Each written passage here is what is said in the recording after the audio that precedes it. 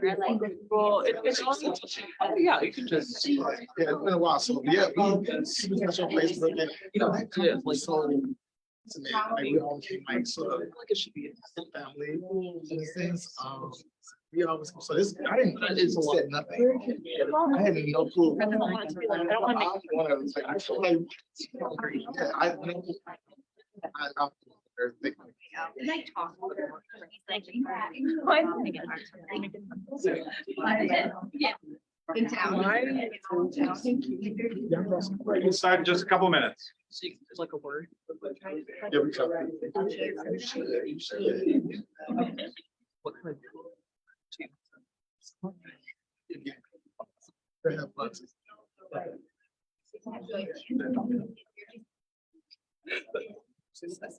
don't know. Are you from Detroit?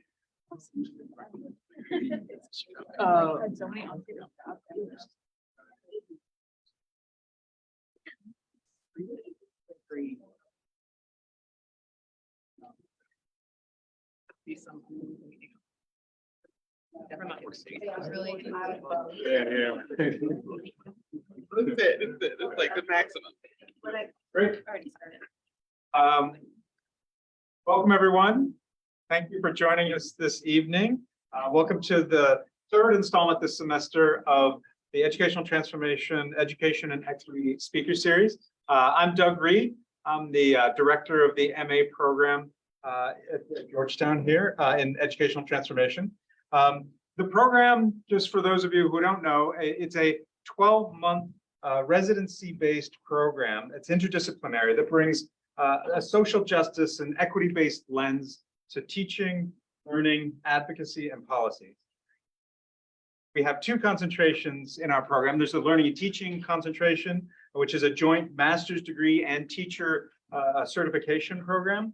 And then the advocacy and policy concentration, which gives students the conceptual tools and knowledge to transform the policies and structures of education in order to support vibrant, anti-racist classroom practices.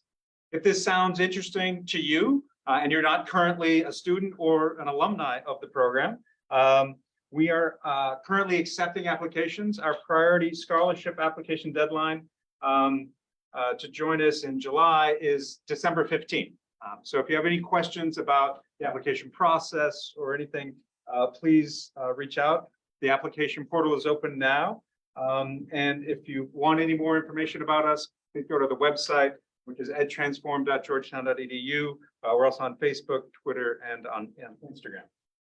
I'm really excited for our two speakers that are joining us tonight. I'm going to do some quick introductions. Dr. Maria Hyler serves as the director of the Learning Policy Institute, LPI, at Washington's DC office. She directs the Educator Preparation Laboratory, that's the Ed Prep Lab, in partnership with the Bank Street Graduate School of Education. Ed Prep Lab is a center on teacher and leader preparation for deeper learning and equity, working to transform educator preparation through the alignment of research, practice, and policy. Prior to her position at LPI, Hyler served as an assistant professor of teacher preparation and professional development in the Department of Teaching and Learning, Policy and Leadership at the University of Maryland, College Park. She began her teaching career with 11th and 12th graders in Belmont, California, where she achieved a national board certification in adolescent young adult English language arts in 2000. That same year, she left her classroom to pursue her doctoral studies and received a PhD in curriculum and instruction from Stanford University, as well as an MD with a teaching credential from Harvard Graduate School of Education and a dual degree in English and Africana Studies from Wellesley College. Our second guest tonight is Dr. Curtis Lewis. He's an accomplished education management senior executive, a former K-12 school leader, and a veteran educator with over 20 years of experience. 2015, he had the vision to fuse his educational accomplishments, his years of experience, and a network of educators into a new organization with the primary goal of recruiting, retaining, and developing Black male educators to improve educational outcomes for urban youth. Black Male Educators Alliance, BMEA, evolved into a collective of educators, mentors, community leaders, and other professionals who believed that strong Black male educators were essential to transforming the educational system.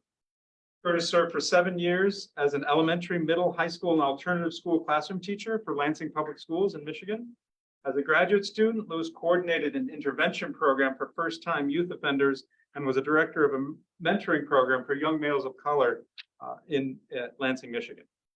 Dr. Lewis is the founding principal of the Henry Ford Academy Elementary and turned around principal for the HFA, the Henry Ford Academy, School for Creative Studies, middle and high school. He later joined the organization's education management company, Detroit 9090, as the executive director of curriculum instruction and culture, and later became the chief academic officer. He departed the K-12 space to return to his passion for preparing emerging educators full-time as an assistant professor in the Department of Teacher Education at Michigan State University. He continues his ongoing consultative work at NYU's Metropolitan Center for Research on Equity and the Transformation of Schools, and is an active board member of the American Montessori Academy in Metropolitan Detroit. A few logistics. We're going to have our two speakers present, and then we'll do Q&A afterwards. It'll be about a half hour for each speaker. For the folks who are watching on the live stream, please feel free to drop any questions into the chat. And finally, if you feel so motivated, you can tweet about the program if Twitter is still around by the end of this program at hashtag EDTR Speaker Series. So thank you again for coming, and I'll turn it over to Maria. Thank you.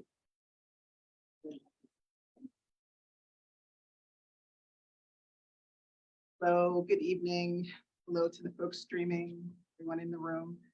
It's good to be here. Thank you so much. I'm honored to be invited to this speaker series to share a little bit about our work on finding the teacher workforce. And when you said 2020, 2000, I was like, oh man, that was 22 years ago that I was teaching, and I felt every single one of them because my identity truly is still a high school English teacher. And I will tell you that everything that has come to me good is because of the skills that I learned as an English high school teacher. And I have to say that a lot of what I'm sharing today resonates with me as being a Black teacher from 1996 to 2001 in California. So I speak to you not just as a researcher, but also as a former teacher who's experienced much of this as well. So for those of you who are not familiar with the Learning Policy Institute, we are a nonpartisan, nonprofit research and policy think tank, education think tank, and we exist to bridge the gap between research and policy. So we work with policymakers, researchers, educators, community groups, and others to strengthen that link as it relates to education systems pre-K through college and career readiness as well. But I'm not here representing LPI, I'm just here as a scholar and researcher. With that, there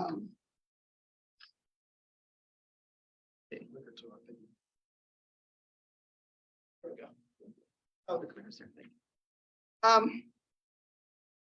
So I'm going to be sharing a little bit about the research that we've done at the Learning Policy Institute, but also research that's come out of a brand new handbook of research on teachers of color and indigenous teachers. And this is hot off the presses. Myself and two colleagues, Desiree Carver-Thomas and Linda Darling-Hammond, we edited a section of the handbook on teacher retention. So I'll be bridging the research between these two spaces. So I want to start with the fact that all students benefit from a racially diverse teacher workforce. Teachers of color are often, 3 and 4 teachers of color are actually located in 25% of schools that are serving the most students of color nationally. So these are the schools that are often under-resourced and hard to staff, and teachers of color are important members of those communities and important representation for the students are there. Several studies have found improved academic outcomes for students of color, including increases in math and reading scores and in graduation rates. We've also seen increases in attendance, less chronically absenteeisms from students of color with teachers of color. And we've also seen reduced numbers of school suspensions and referrals. So that's those are the types of things that really influence school climate as well. We also know that teachers of color, when they're in spaces, they diversify school settings and improve the retention rate of other teachers of color in those same spaces. And we also know, oftentimes when we talk about teachers of color, we talk about it in relation to students of color, but we know that students, regardless of the race, benefit from having teachers of color. And I think we need to remember that because students are more likely to feel cared about and academically supported when they have teachers of color.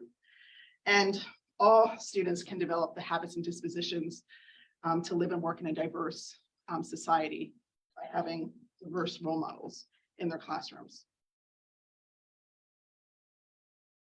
Because of these benefits, we need to understand what the challenges are in recruiting and retaining students of color.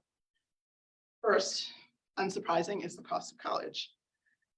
We know that this is a major barrier in recruiting teachers, and we know that this is a major barrier for folks in general, right? But in particular, students of color, because the rising cost of college tuition really keeps people out of the teaching field.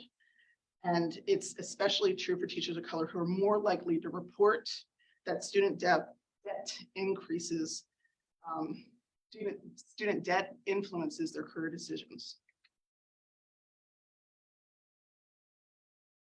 Black colleges students in particular borrow more than other students. So if we look at this graph, you can see that in 2016, our most recent data, 49% of African American students borrowed $30,000 or more to attend college, those undergraduate students, compared to 30% of white students. And at the master's level, they borrowed $50,000. They borrowed $38,000 compared to just 17% of white students.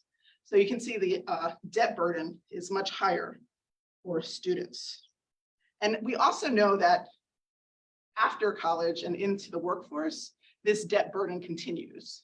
So while white graduates after graduation owe less as time goes on, you'll find that Black students and students of color owe almost $25,000 more than white students 4 years after graduation, and $43,000 more after 12 years after graduation. And even now, as I talk to folks, they tell me about their student loans and how it's like a mortgage that they're paying because of the debt they've undertaken to go into teaching. While you can look at this graph and see that Latinx students tend to borrow about the same as white students, they default about twice the rate as white teachers. So you can see that the actual debt burden is greater for Latinx students. So it's not hard to imagine that college students of color might opt to pursue better paying jobs, and teachers of color are most likely to enter through alternative pathways because those are cheaper and quicker. And the problem with that is that teachers who go through alternative certification routes are 2 to 3 times more likely to leave the classroom. And so what happens is you have these preparation programs that market themselves, particularly to people of color, who are quick and cheap. And they're like, you can get a teaching credential really quickly and cheaply. But then what happens is you get into a classroom and you're not prepared. And then recruitment, the retention rates fall because of that. So it's really important that when we think about recruiting and training teachers of color, we're thinking about comprehensive teacher preparation and not just get quickly into the classroom types of preparation.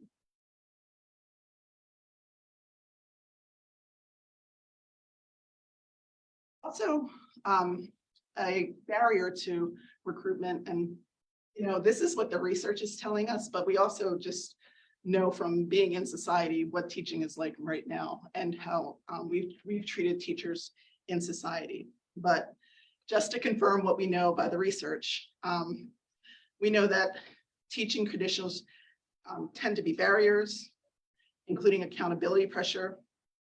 These are the ones that are most pervasive in terms of the elements of teaching conditions that keep teachers of color from persisting in classrooms. And as you can see, school leadership can go a long way in addressing some of these issues.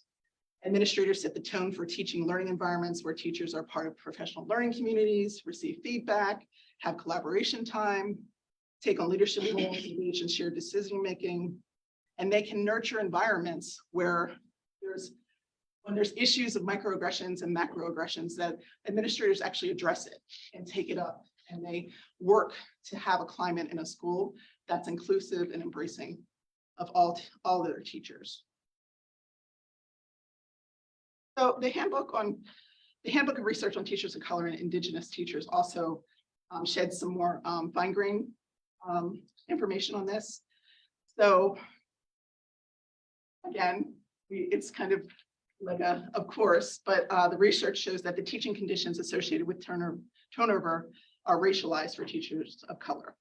So that is, while all teachers may face the types of working conditions I just outlined, for teachers of color, they are more likely to be associated with contexts and settings that teachers of color disproportionately experience, such as the microaggressions, the macroaggressions, feeling of isolation in schools with primarily white faculty, also the perception that they're not valued for their content expertise. I know that I felt like, it's interesting because I felt this not only as a high school teacher, as a teacher of English, but I've also felt that as a faculty member prior to coming to LPI. So there's some things that mirror the K-12 and the higher ed as well.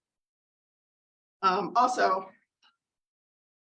you can see, which is not surprising, experiences of teachers of color vary within and across groups as well. So while we might use large data sets to identify some of the issues that I just talked about, we always have to remember that racial groups are not monolithic, and that there are comparisons and similarities across groups and within groups, but there's also differences. So things like gender, if you're a novice teacher versus a veteran teacher, context, if you're rural or urban, you can find maybe a young, newer teacher in an urban setting who says, professional development is not that important for me, but a veteran teacher of the same race in a rural context might say, that's really important to me in terms of keeping me in the classroom. So really being thoughtful about when their statistics or research to really dig down and think about the individualized lived experiences of teachers of color is really important.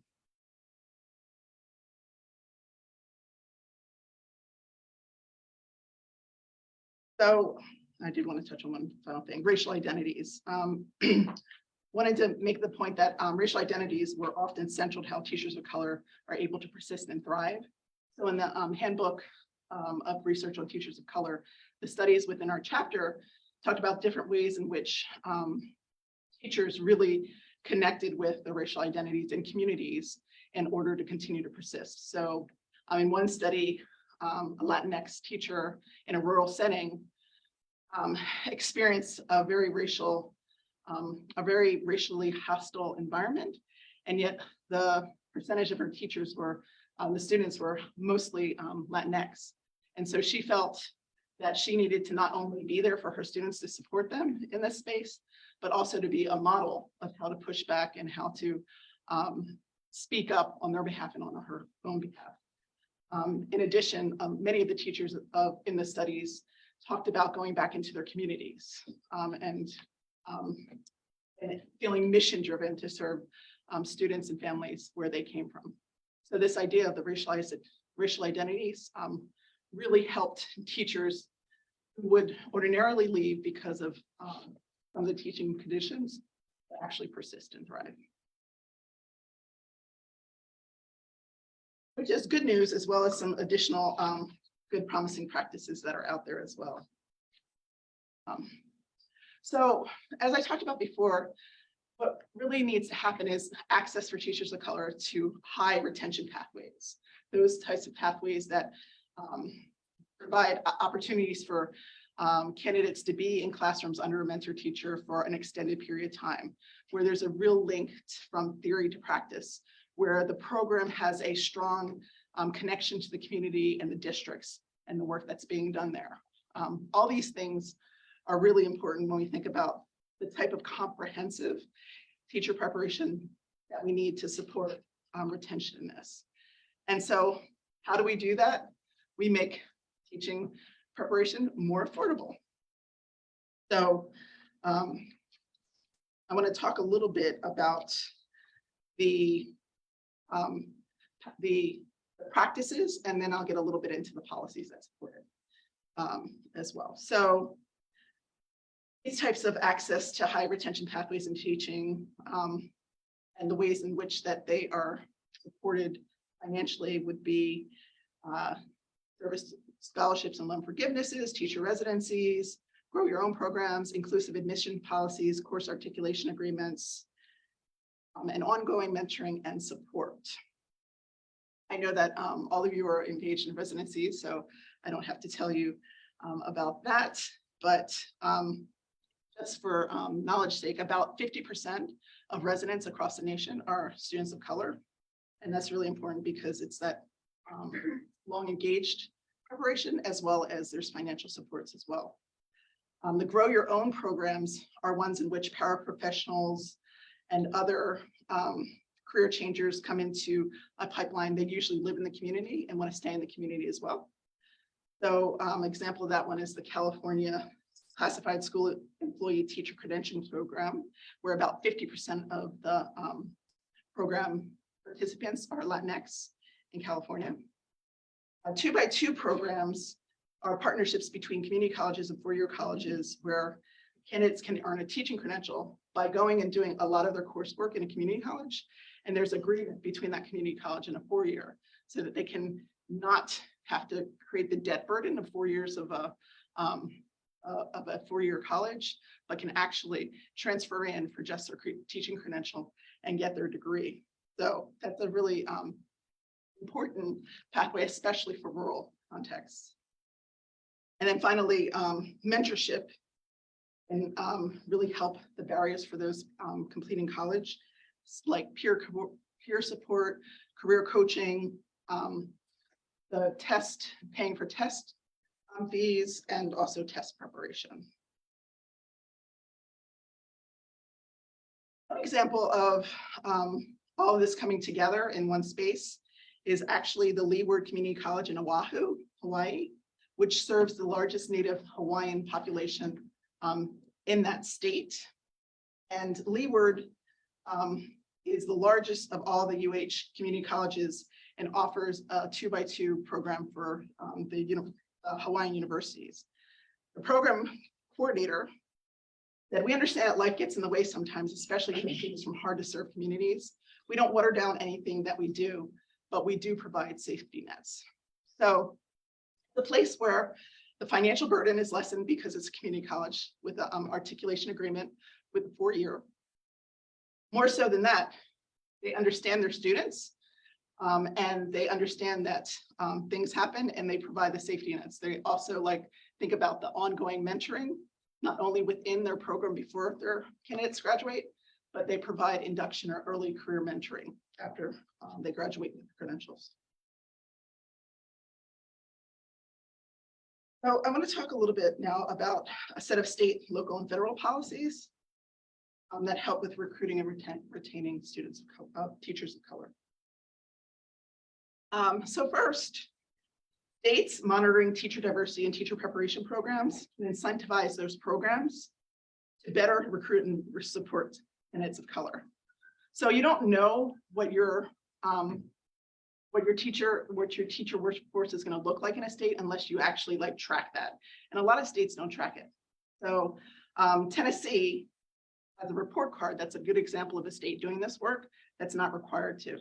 It includes disaggregated data on race and ethnicity, of all their teacher preparation program completers. And though this isn't required of Title II, it could be.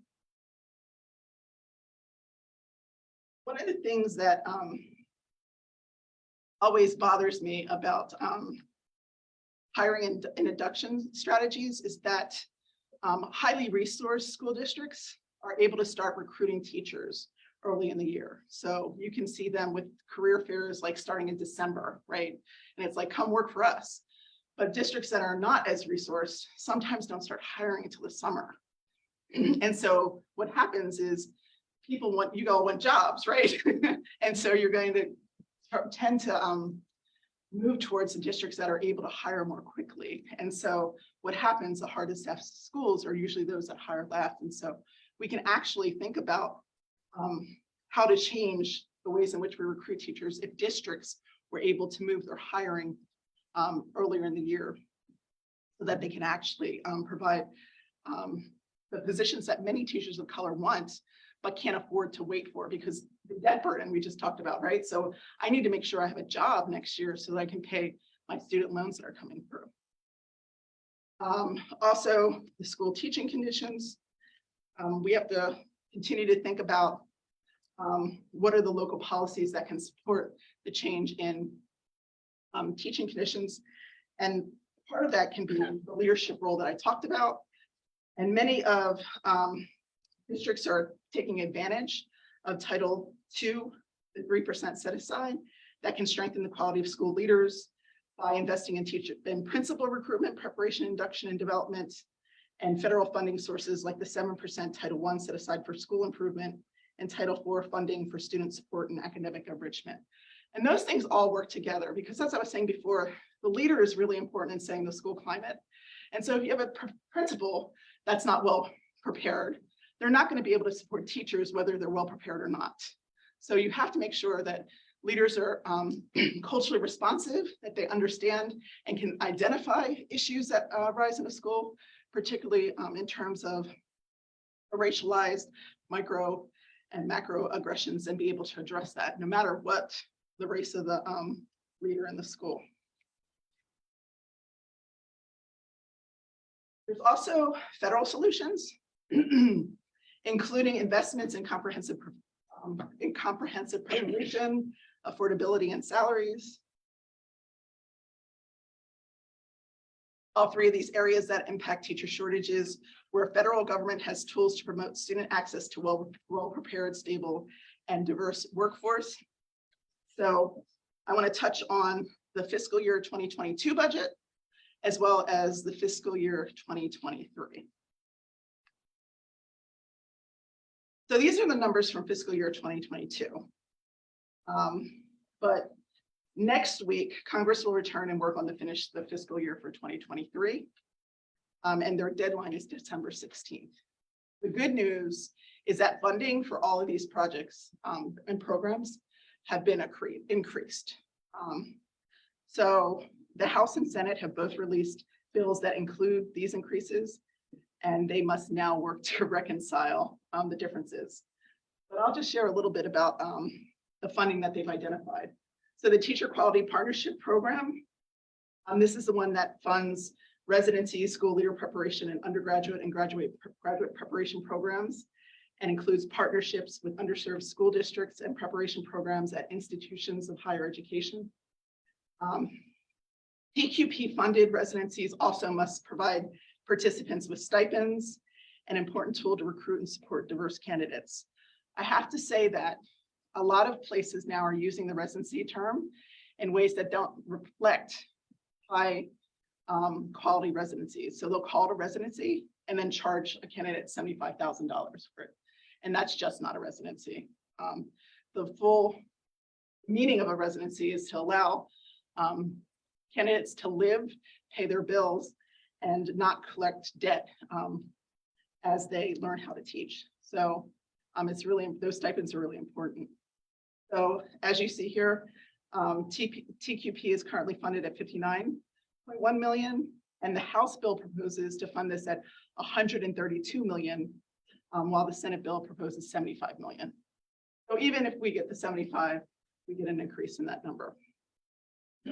The Individuals with Disabilities Education Act, Part D, supports the preparation of specialized instructional support personnel, special education, early educators, and higher education faculty and researchers who support their preparation.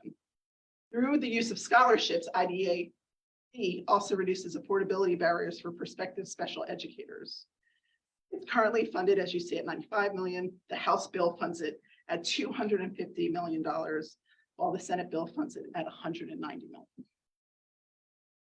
The August F. Hawkins program that you see here was actually funded for the very first time last year. And this is a funding stream that supports educator preparation at historically Black colleges and universities, tribal colleges and universities, and minority serving institutions in higher education. The House bill proposes now to move it from $8 million to $30 million. And the Senate bill will allocate $12 million. So a little bit of an increase. And then finally, Title IIA of ESEA, currently funded at about 2.7. And this provides funds to states and districts to support educator preparation, professional development, and other supports. Both the House and Senate bills would provide about $100 million increase, funding the programs about $2.27 billion. So there's some hope on the horizon. They have to reconcile that, but it's good news that both the House and Senate are suggesting increases to these programs. Like I said, the deadline's December 16th, so we can keep our fingers crossed for that. It's sad to note that the Build Back Better educator workforce investments that was earmarked for $9 billion. Actually, I was going to do a little one with the spaceship falling down there because it was a good idea, but it has been permanently frozen. So sorry to kind of end on a more negative note, but you know, these things happen, and it's important that we think about the ways in which all of these things work together in terms of the local, state, and federal policies to address what we need to do for recruiting and retaining teachers of color. And I want to say, final note, that a lot of people put a lot of time and money into recruiting our teachers of color, and it's gotten to be really on guard right now. Like everybody's talking about diversifying the teacher workforce, whereas people have been doing this forever, which irks me. And so what happens, you know, it's also, we're a money-driven market, so there's going to be pop-up programs that's going to focus specifically on diversifying the educator workforce. But as I said, if it's not a comprehensive preparation, teachers are going to get in there, and it's not good for them or for their students at the end of the day. And so the retention of teachers of color is as important as the recruitment. And I think it's always it's important to remember those two things together. Thank you very much for listening as I shared a little bit of information. Full reports are available online. If you have any other questions, please reach out to me. I'm happy to be a resource. And I'll turn it over now to Dr. Lewis.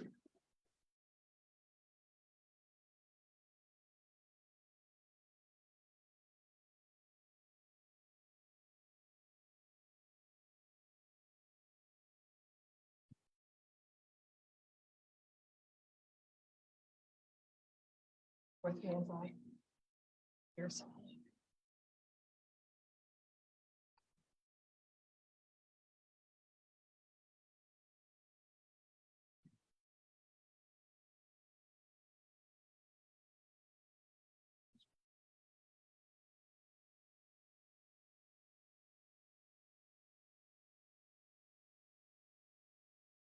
There we go. All right. Good evening, everybody. Come on, y'all. I know it's Friday. Y'all here. It's raining. It's still warm, but I know y'all are like, I'm here on a Friday night, so we're gonna enjoy ourselves while we're here, right? All right, so we're gonna do it again. There we go. So we're gonna try it again with that energy. Good evening. Good evening. There y'all go. All right, good. First, I got to say this. Miss Trice over here, like, came from, I don't know where you came from, but she lives in Michigan. I didn't know she was coming.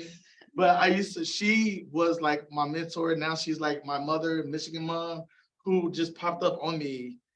And I didn't know she was gonna be here. And we've known each other since I first started teaching. Internship year, back in like 1999. So like shout out to her just real quick for just. All right, so when y'all saw me do this, if y'all saw me, that's what I was doing. Like, I didn't see a ghost, but I sort of did. All right, I am Curtis Lewis. I am the assistant professor at Michigan State University, as well as the proud founder and CEO of BMEA, Black Male Educators Alliance. You see people with these shirts on. Those are my colleagues who wanted to come out here and join me as well. So shout out to them for being here. They are also good people. Thank you to Georgetown, for everyone who reached out to invite myself and Maria to be here with us. We're getting to know each other. I feel like now we've known each other for a while, even though we just met over email. So thank you for sharing that important information. I think looking at what we're doing, what we're trying to do, and the things that we need to continue to push is important. And just shout out to you also for like people have been trying to recruit and been talking about this for a while, right? But so what I want to do today, first, I like to just like, who is this guy in front of me? And it's important because I'm coming to you with the various experiences and things in my life that has like made me who I am today. Also, it pushes my passion. It is also my why. So I'm not going to spend a lot of time, but I'm from Chicago. I'm proud. Anybody from Chicago around Chicago? No? Okay. Your mom is a great person. That's great.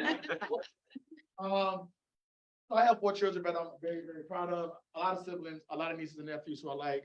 My own extended children as well. So I love them just as much.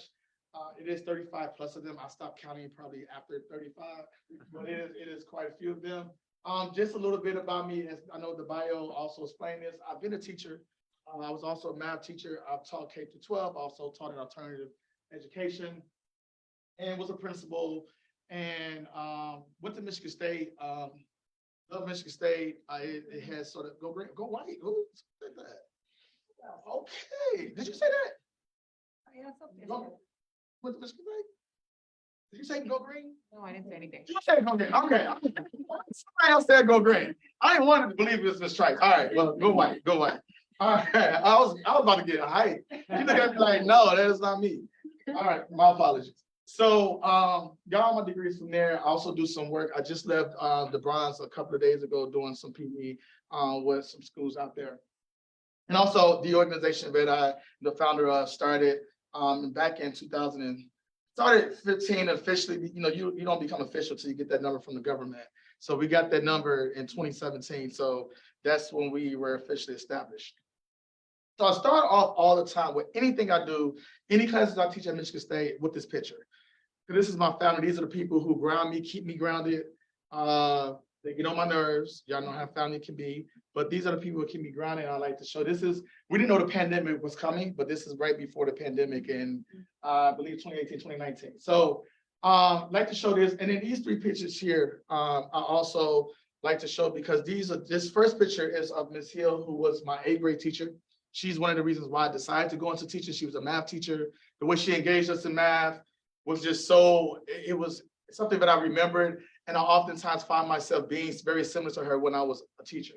So loved her. She meant a lot to me.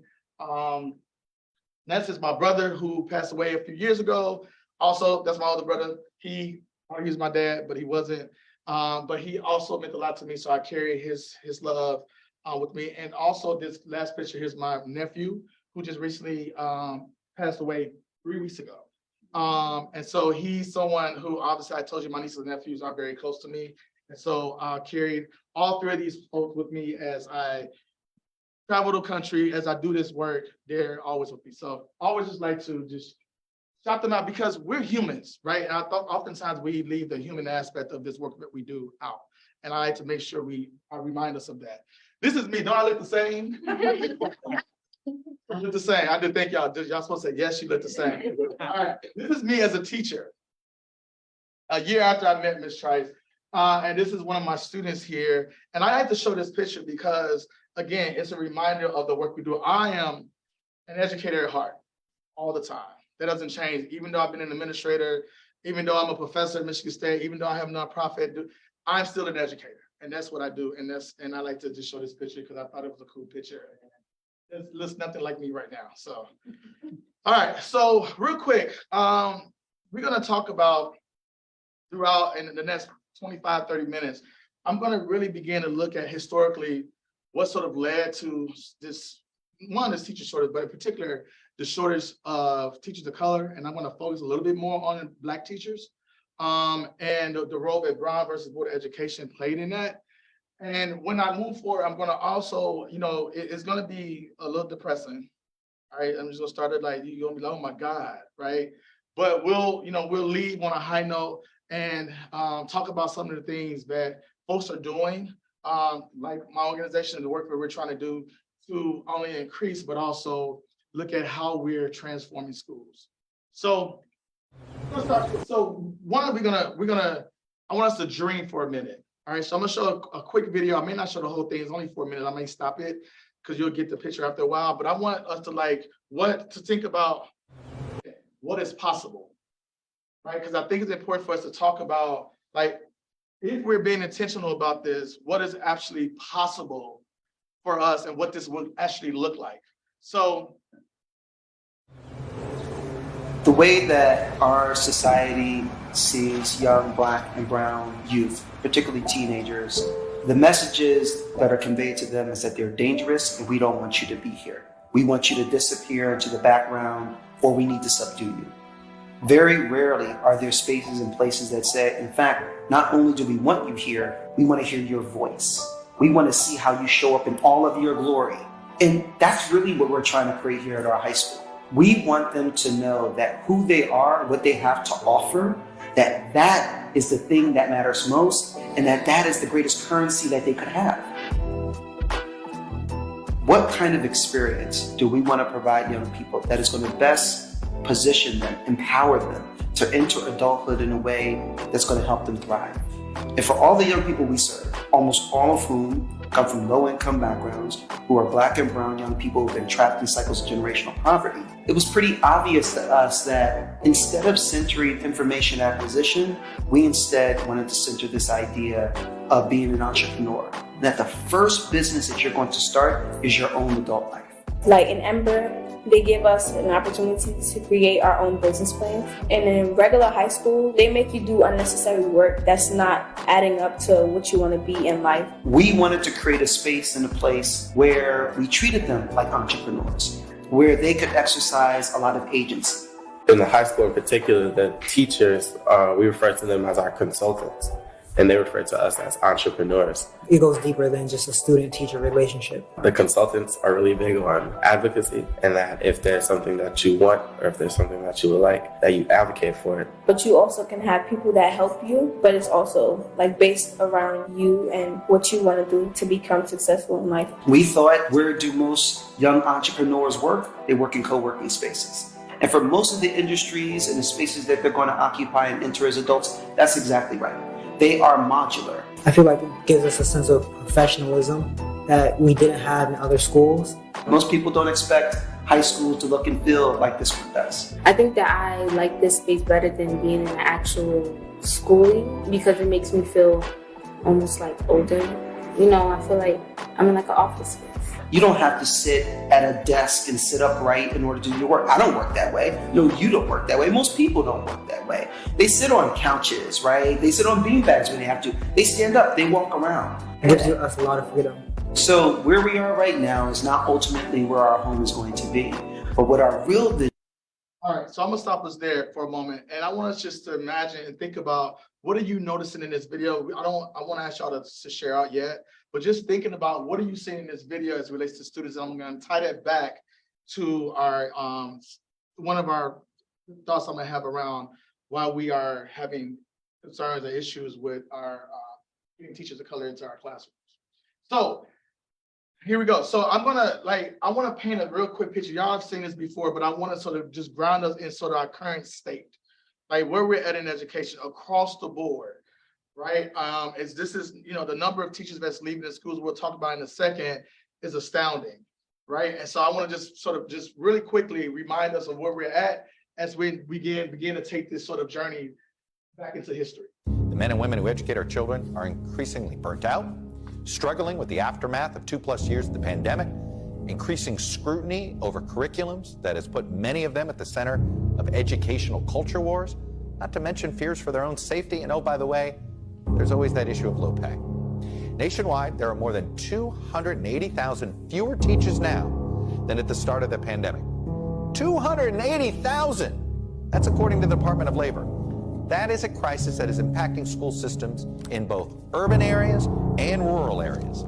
It's in every region of the country. Virginia has more than 2,500 teaching vacancies right now, according to the Virginia Department of Education. Kansas could face its worst teacher shortage in state history this fall. They have about 1,400 vacancies right now. How about the state of Arizona? Schools are opening shortly, and they're going to be short more than 2,200 teachers. These shortages have forced some state and local governments to take some drastic steps to attract more candidates or keep schools open. Let me tell you about Alabama. They've had to lower their requirements to receive a teaching certificate. Boy, that's uplifting. Some districts in rural Texas that are struggling to find teachers have decided to move to 4-day school weeks. Want to talk about uneven educational outcomes? Then there's Florida. They're turning to military veterans, some of whom don't have bachelor's degrees at all, to lead these classrooms. Getting to the root cause of what's causing these teacher shortages may be difficult because it's all over the map. But perhaps even more challenging is determining the effect of those shortages and, more importantly, how to fill the vacancies. All right, so as he mentioned, since COVID, we've lost quite a bit. That number is astounding. Low pay, as we know, we've talked about that for years. Academic constraints and mandates, like so that these curriculum battles. Fear for safety now. You guys are hearing all the school shootings, so folks are concerned. There's debate on whether folks should have guns and stuff in school, right? And just overall safety of the students. So these are all the various concerns that, like, just thinking about it, if you're like a young high school student and you're like, man, I wonder what I want to do when I grow up, right? And you begin to think about and you hear all these things that's happening, why would you choose teaching, right? If this is what you're constantly seeing. All right, so it's important for us to just to ground ourselves in what is reality. And I won't go over this much. I mean, this is the teacher pay. And what's really important to know here is that teachers make on average $2,150 less than they did 2 years ago when you adjusted for inflation. Right. And even though we know there are places where salaries are going up, when you look at it as it relates to compared to with inflation, you know those numbers are actually less than what folks were making years ago. So how did we get here? These are some numbers that I think are important as it relates to, in particular, my focus for a minute will be on African-American teachers. There are 7% of teachers that are African-American. 91% of our teaching force are white women. 91%. Out of the 7% that are African-Americans, you have 2% that are Black men. And in some places, less than 2%. And then overall, approximately 11% of the nation's principals are Black. And it's not much higher for other folks of color as well. So let's go back real quick and sort of study a little bit around the Brown versus Board of Education ruling. As a result, as you can see in this map, as a result of the large numbers of high credentialed and effective Black teachers and principals, they were forced out. And oftentimes we don't talk about that. People often have this narrative that when folks, they started to change, civil rights movement started to make some shifts in the way we operate as a society, more Black people began to have other options. Partly true. But there was some intentional, systemic changes and things that occurred by certain states and certain school districts that actually forced Black principals and teachers out. But we don't often talk about that, right? We often just talk about, well, it was more opportunity, but that wasn't the case. People were forced to consider more opportunity. We go here, and I'll skip this real quick and get to here's just some numbers. I won't read them all to you. But back in 1967, the state dropped from 50 to 12. When you think about in Kentucky, right? principals in that state dropped from 350 to 36 from 1954 to 1969. And this is a great, plug for this book here. It's great. It talks about all of this, breaks down the role that Brown versus Board education had on a decrease. So I just think it's extremely important for us to understand that there was some intentional things done to once the Brown versus we began to integrate our schools, what began to happen was school boards and other folks who were superintendents began to turn down or say no or get rid of Black principals and also Black teachers. So that's where the decline began. So it's important for us to understand where it started. More just information, but I think it's important. That the demotion of Black principals, a lower rate of hiring of Black teachers. Again, they weren't hiring folks in. So to begin to, have folks think about other professions, right? And so there was, and in this book, it talks a great deal about this Senate committee in 1971, where this was brought to Congress. Back in 1971 saying, but this is a problem. What are we going to do about it? And so just going back to this book for a second, this book, excellent resource to really get at the historical context around the why, where we're at today. One of the reasons why we're there. All right, so what is the impact of current issues and historical context on the number of Black and Brown educators today? So I'm going to talk about this pipeline. Now, just go back for a minute. I just showed this video and this school in New York where they're being very intentional about what they're trying to do, how they're engaging kids in what we call school. And that piece is important because it's going to help us think through this whole pipeline, this broken pipeline. So obviously we know there's a lack of representation in the teaching force. And one of the things we don't talk about is that schools are often oppressive institutions for students of color. So if I've been oppressed and traumatized by a K-12 schooling system, why would I want to go back and teach? Right? And we don't oftentimes highlight that. So these practices and things that are occurring in our spaces are also impacting people's interests. One, I don't see people who look like me. That's important. Two, when I'm there, I'm not treated oftentimes in some cases like a human. So then why would I want to go back and go to a place where I wasn't treated well? Right? And so this pipeline issue is something that we have to also think about. We talked about the low achievement, and I can go into a lot of detail about the achievement and all that good stuff, but we won't do that today. That's not why y'all asked me to come here. Teacher pay. And then we think about the 6-year college graduation rate for Black and Hispanic students is about 51.5%. So when we start thinking about a pool of folks, there's not much to pull from. Just continuing to work, thinking about the number of Black and Latino students who remain, who drop out at higher rates than white students.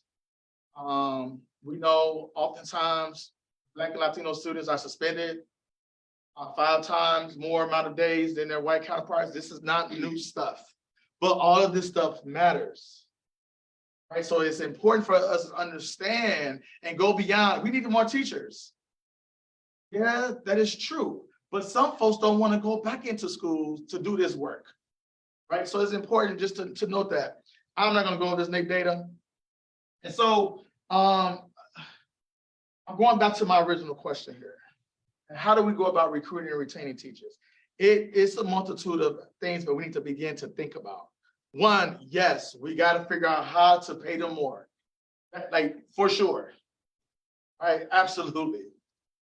Second, if we're going to create a pipeline of folks that's coming through, because I teach at Michigan State and we're at some of our lowest numbers of folks in our undergraduate program. Right, historical no numbers, and Michigan State is touted as one of the best college of ed teacher education preparation programs in the country. Right, and we're struggling to get students interested, regardless whatever race they are, into the profession, and definitely a decrease in the teachers of color. Right, and so if we don't begin to address our issues and things that are happening in our K-12 spaces, and begin to figure out creative ways to diversify, this problem will only persist. It's important for us to figure out how do we create this pipeline, right? A fruitful pipeline, so that a long term, because the problem is, and we've talked about this before, there are a lot of these pop-up, it's almost like pop-up shops. You want to get certified, come to me. You want to get certified, come to me. And the important piece for us to understand is we are putting people in schools, in classrooms that are not prepared. Right? That's not going to solve the problem. Right? But so we're trying to put band-aids over a huge wound, but it's not going to work.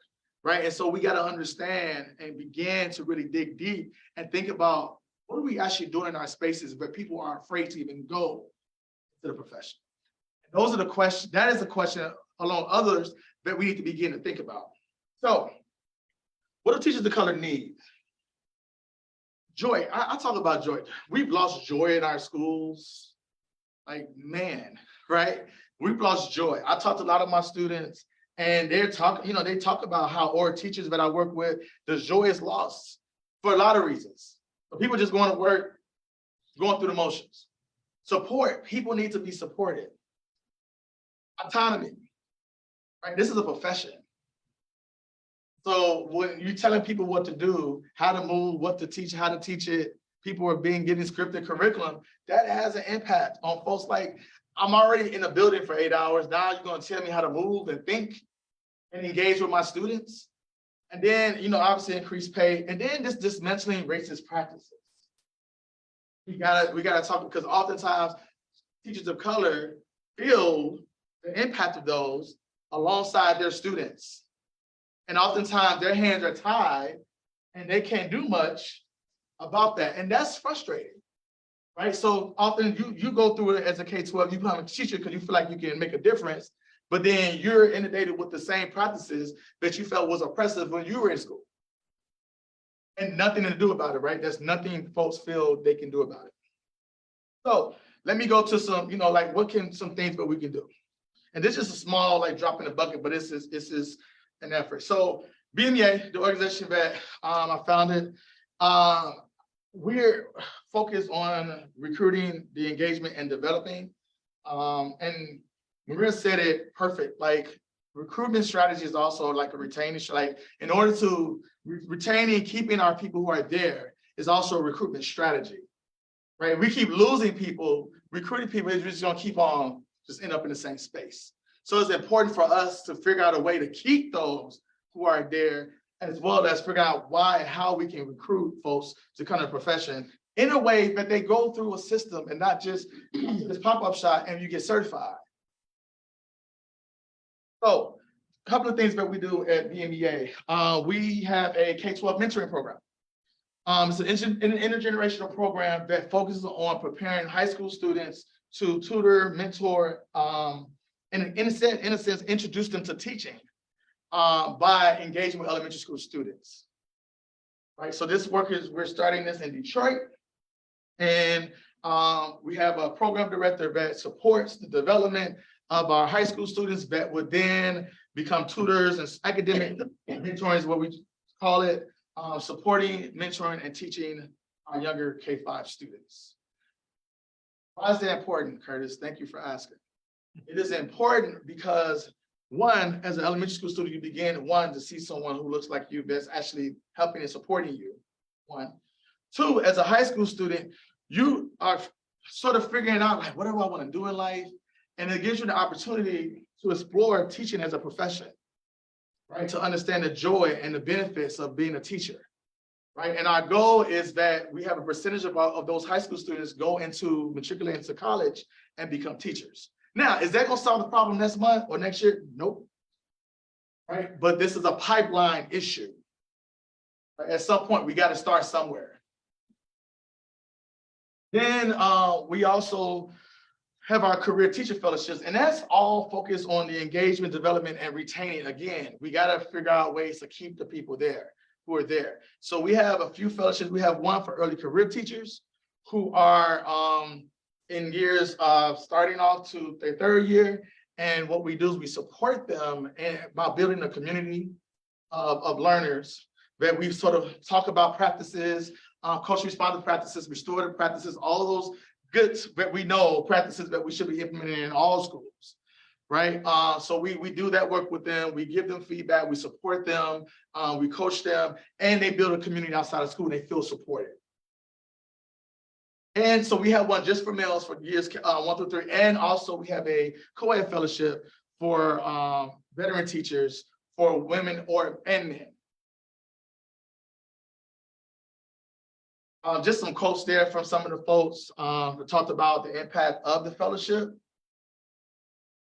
Because we also know teachers often leave after their second, third year of teaching. So if we can get them and keep them beyond the third or fourth year, they're more than likely, it's a higher possibility for them to stay, and that's the goal. Then we also have our principal fellowship, because I talked about the leadership, the leaders, and 11% of leaders in this country are Black. It's important for us to also have strong Black school leaders, right? And so what we do in this program, because we know principals lead the work of the school, often for the most part, right? And so that's important for us to have and support our Black school leaders as well. And so we have a fellowship that focuses on Black male principals, and those are ranges from years of 2 or 3 years of leadership experience all the way up to 20. Right, and so many of them, and we started this right during the pandemic, and so many of them were on their way out the door. Right, and we focus on the wellness piece as well, because it's oftentimes we don't talk about the importance of wellness and teachers taking care of themselves. So like, teach them the content that's important. They need to be able to do that. They need to know how to manage their buildings as a school leader, know how to know the content, be an instructional leader, all those good things. But they also got to know how to take care of themselves, right? And how to do this work and stay sane, how to do this work and stay healthy. So that's an important piece, but we focus on both. Just a couple of quotes from our Principal Wellness Fellowship, 2 of our fellows. Experience was phenomenal. It was many times that we would meet and I was having some things that I was dealing with that was troubling my own personal wellness in the school. And I would get on the meeting and another guy would talk about some things that he just had and he overcame, and I felt inspired. I felt like, all right, I'm not alone. Well, our Saturday meetings were phenomenal because we got a chance to interact and collaborate with other leaders and to spend time learning about the various ways that we can provide care for ourselves in order to be stronger for our families. I knew how important something like this could be, not only for us individually, but for our respective school communities. Because if we're at our best, then truly we can be our best for our young people and our school communities.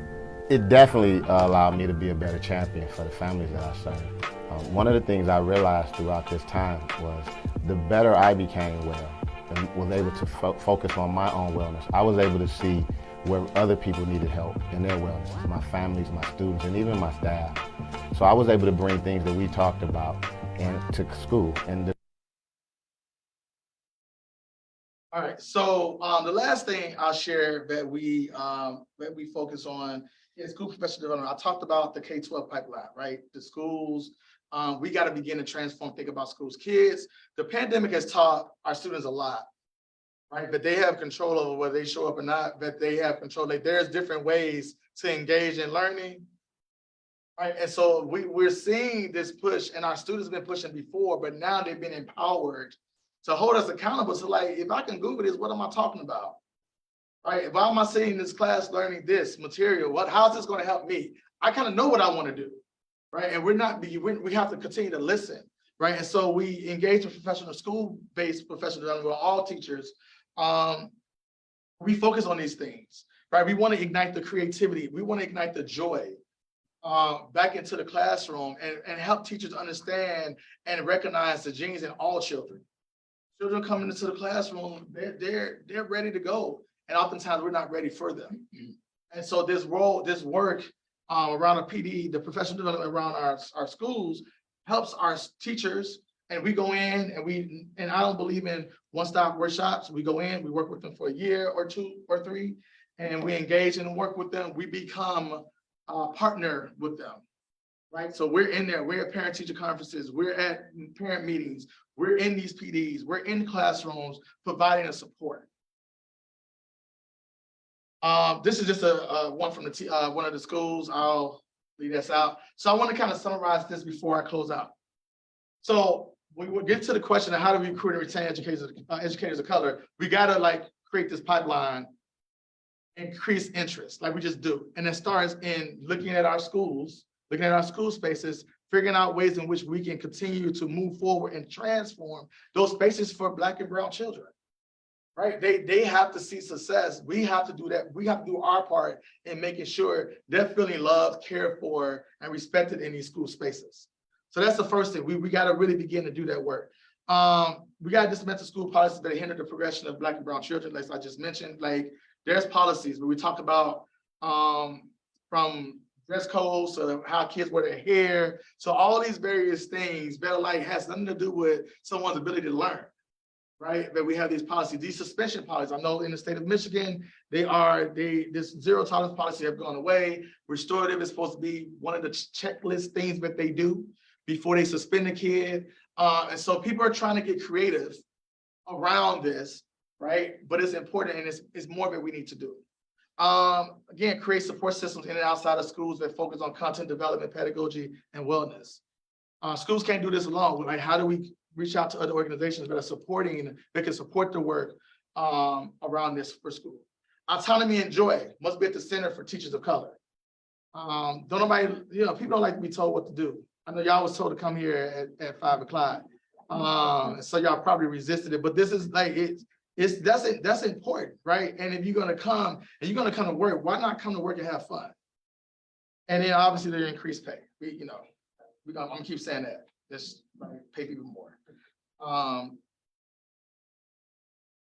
This letter, I won't read this all, but this is a letter from a white woman who sent me a message not too long, just the other day, and was talking about the impact that a Black male educator had on her.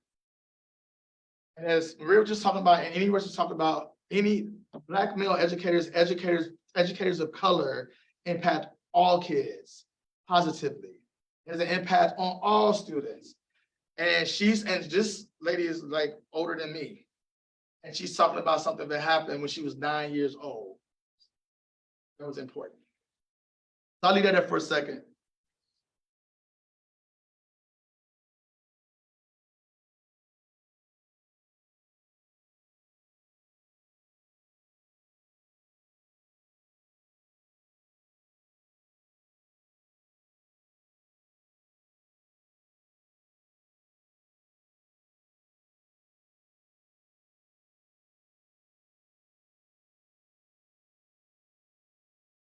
And just so you don't think I made this up, that's from my LinkedIn, as you can see over here on the side. As you can see. All right. Last thing I want to show is I just did this the other day at this PD, but I finished up. And I'm gonna go back to joy. Like, we gotta go back to experiencing joy in this space. Right? People want to go to work, they want to have fun, and learning can be fun and joyful. This work is joyful. So let's 5, 6, 7.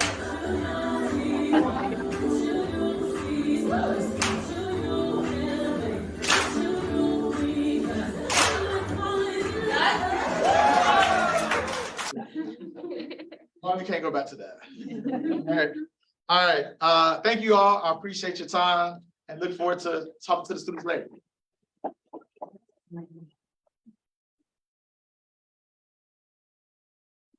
Thank you very much.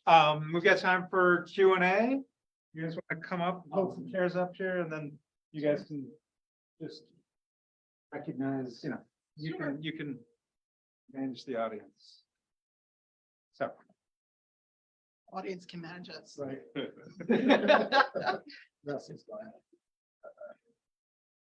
I'm scared. I ain't scared. So you talked a lot about autonomy. And there's tension between building school district autonomy and then folks just doing what they want to do, how they want to do it.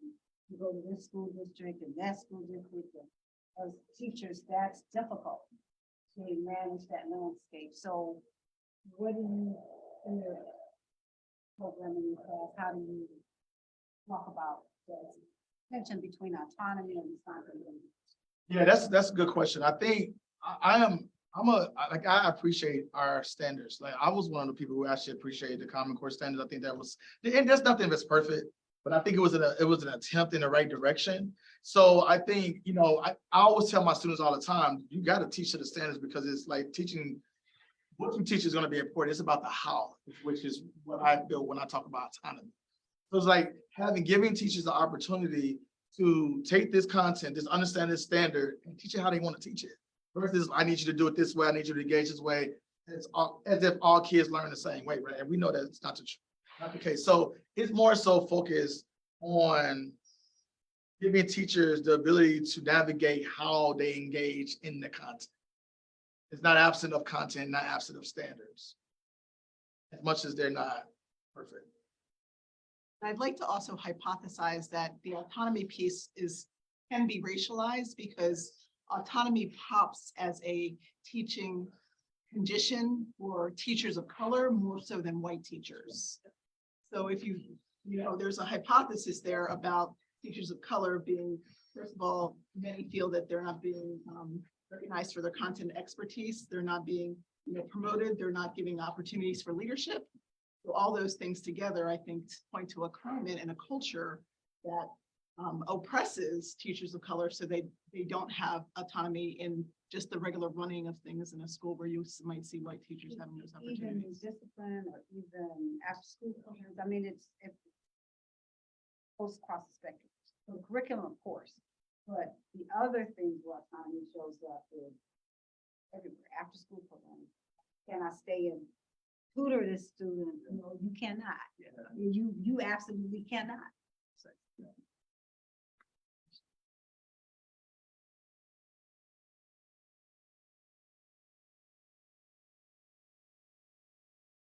I got a question for Maria. When is the journal, the latest edition, when is that available now? It's available now. So it's one of those tomes. You email me and let me see if I can get discounts on it because it's like super thick. And so it's probably like one of those super expensive books, but I'll try to see if we can get discounts for y'all. The organization purchase. Yeah, precisely. It's a great volume. Do you know Travis Bristol? Mhm. Yeah. Yeah. Oh, yeah. Travis was one of my graduate students when I was at Oh, Stanford. really? Yeah. Oh, wow. Small world. Yes. Oh, yeah. yes. So he and his colleague Conra Gist conceptualized it and came up with the whole handbook. It is very expensive because I purchased it. Bring that up on time.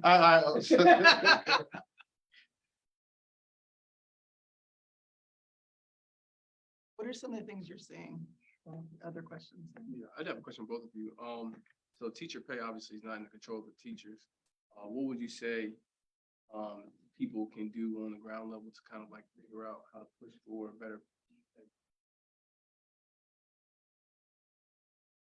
Show up at school board meetings, show up and advocate for your teachers.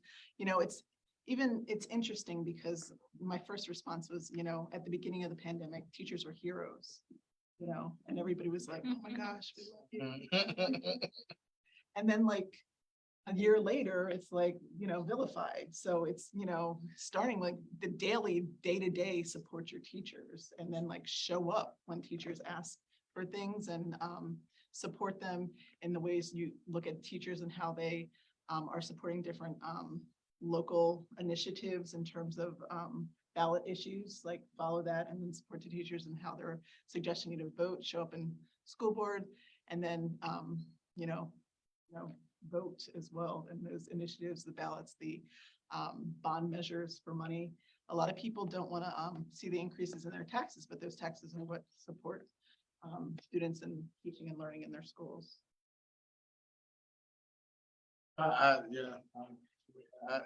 Only more radical thing I would say is that I think teachers need to go to school for free, get their certification, get their degree for free. I think it needs to be similar to what we do folks in the military, which all due respect, they do their thing and it's great. But I think teachers are also doing work in these classrooms, in these schools. So that's what I would, I don't know how we get there, but you know. No, we're pushing for it. Right. The policies are pushing. There for you it. go, Like, there No, you it's not go. that radical because Yeah. that's high performing nations. Yes, That's what we yes, see in high performing yes, nations is yes. that their education is paid for and that they have a living wage. And so the radical, it's not that radical. It's just. We have a question from the live stream for Dr. Lewis. The pandemic has changed education in a lot of ways. How do you engage the students and teachers in person and virtually to excel? All right, so what?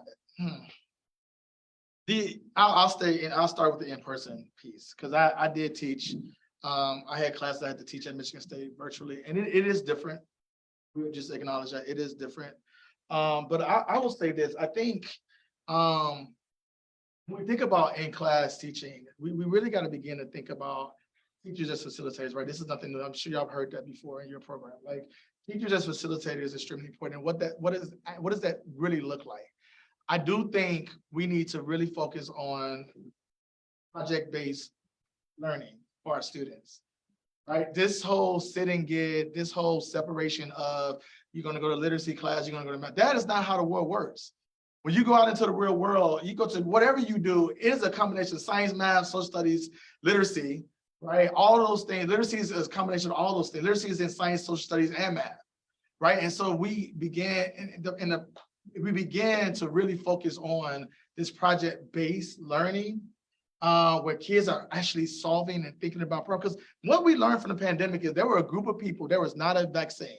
There was a group of people who got together and figured this all out, right? We need people who know how to problem solve, be critical thinkers, and the way in which we're engaging kids in school is not the case in a lot of spaces. So I will start there, right? And getting our teachers trained on what that looks like and how to be more interdisciplinary. That's will be my push. And I don't apologize about that. When I teach my students at the undergraduate level at Michigan State, we talk about that. Oftentimes they're going into schools that don't do that, but we do talk about this as a possibility, as what we need to move forward. The virtual thing, I think, is the same thing. I think it pushed us, right? The pandemic pushed us to kind of get creative. And I think some people got caught off guard, right? But what I think one of the things that kids taught us through this space is in how do we engage in authentic relationships is also very, very important. Because I talked, and at this point in time, I was running 10 schools in Detroit, and there were teachers who were complaining about their kids not showing up. And I was like, they don't like you. So now they have the power to not show up. So if I didn't get along with you in person, why am I going to show up with you in my house on a computer? Right. And so really building relationships and community virtually or in person is going to be important. But also, how do we engage in kids' curiosity, asking questions instead of telling?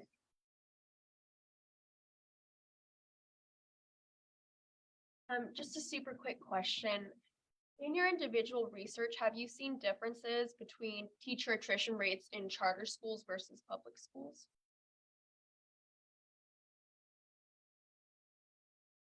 I have not seen that disaggregated. And part of the reason is sometimes charter schools are embedded in public schools. Mm-hmm. So it's like hard to tease that out and what that would look like in what I've seen.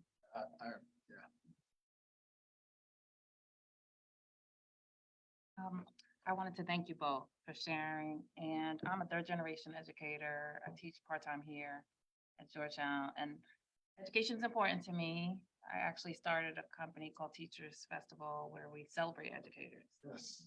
But I want to ask you all, how do we excite other members outside of education about this issue? I put on events periodically. Most recently, I put on a teacher's ball.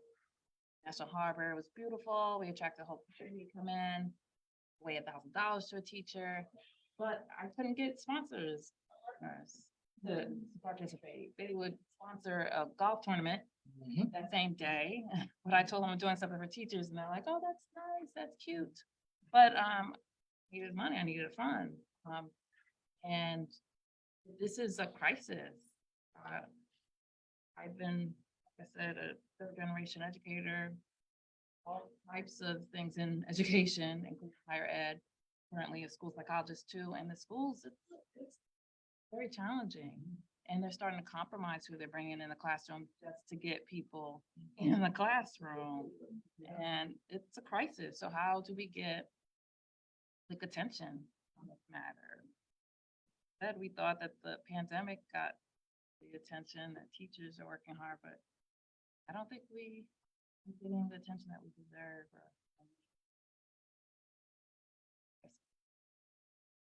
So have you, I think two things. One, the relationship piece, like think about ways that you can engage and have relationships with the folks, like be really strategic about who you want to like create a long-term kind of relationship with in terms of sponsors and things like that. But that's kind of a long-term thing. In the short term, figure out what they are interested in and what their concerns are, because people are going to invest what they think is, and what is important to them. So maybe like a car company is not going to give you $500 for a sponsorship unless you talk about like, hey, kids from this community, like their parents buy cars, or like kids from this community, they want to, there's like an automotive CT program in this school, like really like, I'm just throwing out examples, but figure out what's the link between what your community is doing and what their end goal is, which is generally money, right? Honestly. So think about like where you can make links as to what they are invested in, to what you're invested in. And add to that, so when you talk about the pipeline, I think what I hear embedded in your question is that should be part of the pipeline, because for a long time, I just think that there's just such a burden placed on teachers to be all things, all times, self-advocacy, government advocacy, hobbyists and everything, when we cannot expect that to be reality, and that's joy. So there ought to be some development of this pipeline, whether you call it mentorship or whatever, that is the advocate.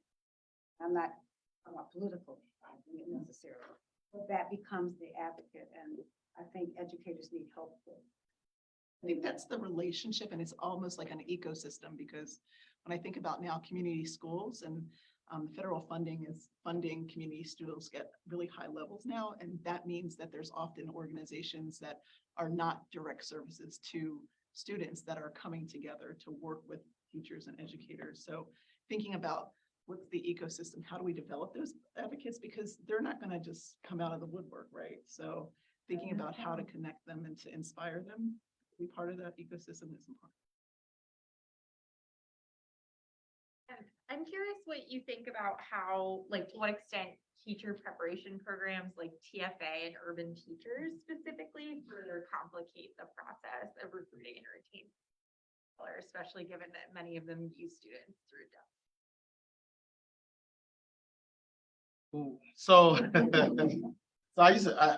I went traditionally through Michigan State, but I also did spend a year with TFA, so I'll put that out there.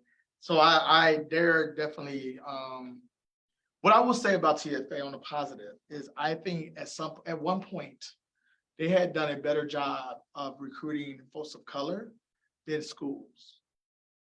They were very intentional.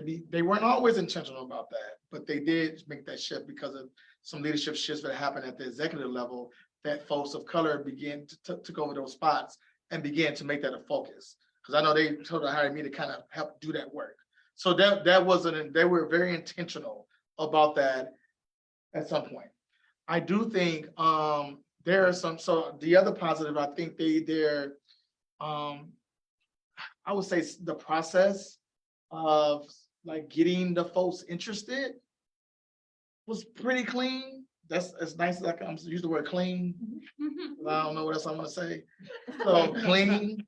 But I will also say there were some things that were problematic, right? Because one, you told people you only do it for 2 years, and they came with this deficit mindset that I'm here to help. And I made it clear, you ain't here to help nobody. Right? These students don't need your help to do anything. And so I think that was some of the things that was a problem. But I wouldn't blame TFA for the issues that we're having. I do give them credit to a degree of acknowledging that we had a problem and trying to come up with a solution for it. right? Now, I think there are other problematic programming, like folks who are having these alternative certification programs that are not actually really doing anything to support people. And also TFA actually, I don't think they did a good job of supporting people either. Because taking somebody out of the classroom who taught 2 years to be a coach to somebody who's been teaching 1 year is really not the way to go, right? So there's some things problematic, but also I think there are some things that they've done well.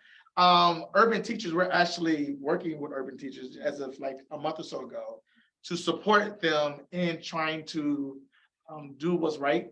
And also making sure that they are supporting the teachers that they're asking to come into these spaces. I don't know if that answers your question completely, but you know. Some of my best friends are TFA alums. Yes, absolutely. That's absolutely. I would just say that those types of organizations are created because they fill a gap. Yeah. And if we, within the system, could meet the needs and do what needs to be done, that gap wouldn't be there. You have had your hand up for a long time. You know, they were talking about COVID earlier and I was like, ooh. I saw you. Yeah, so I'm actually one of those teachers that went through alternative. Actually, I didn't even go through an alternative program. I was actually asked to be an aide. I was competent and great enough to actually be able to get the resource teaching position. And so I do not have that much support in regards to, I don't have any academic backgrounds in teaching. But I'm noticing with my position as a resource teacher and COVID, we have this specific group of children that basically didn't have in-person learning for like K through second during a crucial time of their learning where they learned, you know, how to socialize with peers, how to interact, how to problem solve in a group and things like that. And so what I'm noticing is a lot of teacher burnout due to the fact that I have third grade teachers who are now having to learn, you know, first grade curriculum due to the fact that at home, you know, parents weren't there to be able to help and give the support that that students that were in person were able to get. So I was kind of just wondering your experiences with, you know, the balance of intervention for those students who has, you know, they still need that wellness component. After COVID, it was like, I could honestly teach the entire year and not keep a single thing on the curriculum and help them with just their wellness. Can't do that, obviously. So I'm just more so wondering that balance between, you know, making sure those students are getting that intervention they need to do, the fact they weren't in person for so long and missed a very crucial time of their education versus, you know, the mental health and the wellness of the teachers and the students and being able to incorporate that on top of the curriculum. Just wanted to know your experiences with it more so, not specifically a question or any problems with it. So, one of the ways that people have been framing it is learning losses, but you know, we like to think about it as learning interruptions because you don't really lose learning. It's just interrupted or you can like circle back around. And so what I've seen and what we've seen most effective for that is like intensive tutoring that then helps to accelerate and bring students up to speed. But it's not a type of tutoring that's like drill and like, you know, it's more of a like nurturing, bring together learning experiences that are a kind of a support and a enrichment space, as opposed to oftentimes we see, especially in schools that serve students of color, is kind of the drill and the like remediation type, like that's not going to make me want to learn anymore, right? Yeah, that's kind of what we're on as a drilling. No, like you need the joy, you need spaces of like exploration of learning, of the opportunity to like engage with your peers in these spaces. And so what's been helpful during this time is very intentionally structured tutoring programs where you can either pull some kids out or like they can be in the classroom with the teachers and work with a small group of students. So that's been one positive structure that we've seen show up in schools and districts.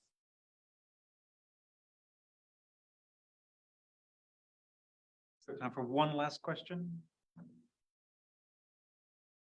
Okay. So some of the best teachers that I've ever worked with in terms of bringing that joy factor and then also student achievement have been Black males. However, much of the burden of school discipline falls largely on Black males within schools.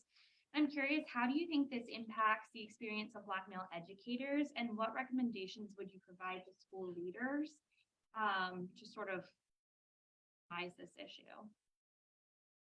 Oh, man. So I was one of those black males, and I got some other black males in here who were also teachers who were also those black. I think every black male that enter a building probably becomes a disciplinarian, which is a whole nother issue in itself. It's actually, has some undertone that I won't even go further, because it's an idea that because you're a black man, this is what you represent. Your security or your discard, right? But that's a whole other conversation for another day. But what I would say, I think, it happens, right? And I think what I'm hearing, what I'm seeing, even in talking to the folks who are in our fellowship programs, it gets tiring after a while. People get burnt out, right? They're tired. I can't even engage in teaching because and I tell this story all the time. When I was a teacher, and a fifth grade teacher, the superintendent moved the kid, and it was like 15 other elementary schools. I don't know how many schools is in Lansing School, but it was a lot. Elementary schools, right? More than one. And she sent this kid to my classroom, to be in my classroom because he was a discipline problem, right? And passed up a whole bunch of other schools to get to my school. To me, at first I was young, I was like, oh, she think I'm good, right? Like I was, cool. But that actually, when you think about it, and I became reflective about that, that was unfair to me, right? But it also shows the issue that we particularly had in the district, but it wasn't enough of us, right? So one, I think we have to call it out, and I think principals have to create a culture in the classroom that they hold everybody accountable to building, and I can't stress this enough. And when I say, I don't just say relationships, I mean authentic relationships, but it's rooted in restorative practices, but it's also rooted in equity, right? Which I think those things are important, right? So one, the leader, first of all, needs to understand that and create a space that's clear across the board, but every teacher engaged in this, right?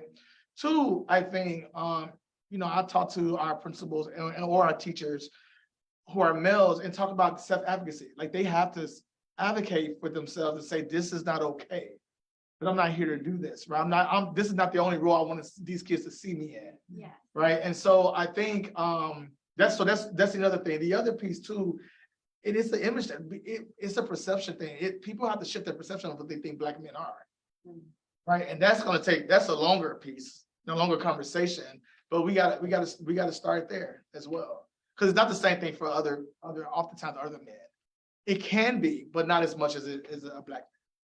I think I worked in 2 different schools in DC, and both of the times that the educators would sort of try to advocate for themselves, the principal would just say, well, I'm putting you in sort of like a leadership position, like I'm doing you a favor, like this is great for your professional development. And I just we all kind of look at each other like, what the, so I'm just curious your take on it. So and I'll say this too, it's also unfair too, because I often find a lot of black men have not been supported in schools and then also pushed into leadership roles because they're a black man, which is also unfair to them as well. Right. And so it's important for us to call all of that out. And they're pushed to be deans or in those disciplinary roles in the name of I'm giving you leadership opportunity. Right. And we got to call those practices out, because those are some of those practices that have racist undertones as well. And setting up for failure.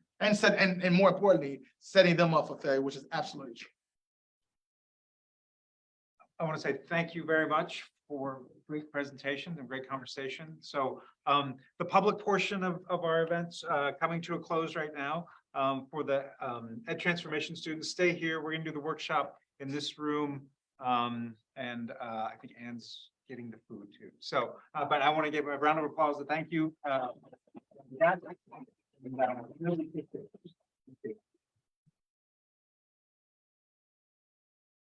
We'll take about a 5-minute break.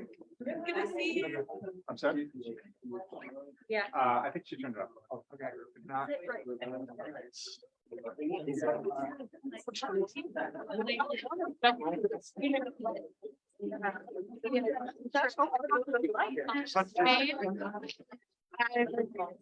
Meeting you.